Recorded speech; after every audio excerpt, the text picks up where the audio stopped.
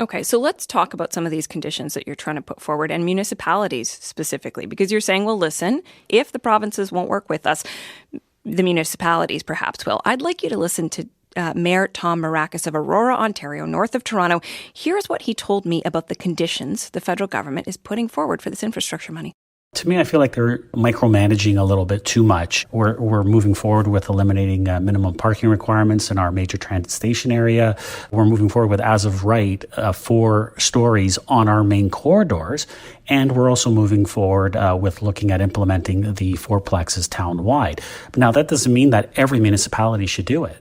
And to me, implementing a one-size-fits-all approach and tying it to funding and saying you're not going to get funding for the infrastructure that's needed to allow for growth, to me, I just don't think that's appropriate.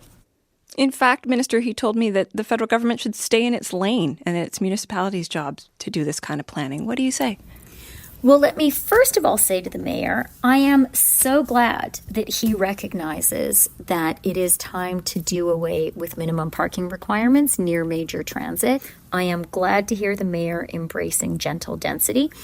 And I think that it is absolutely the federal government's job to do everything we can, including creating some positive incentives to encourage municipalities across the country to embrace that approach. I talk to mayors, and some of them off the record, when there are no microphones around, will say, we love the fact that there is conditionality because we know this is the right thing to do, and we can explain it more easily to our city councils, to our communities, when we say, look, this is the right thing to do, and the federal government is giving us a really positive incentive as a community to do this. I think that's a role of the federal government.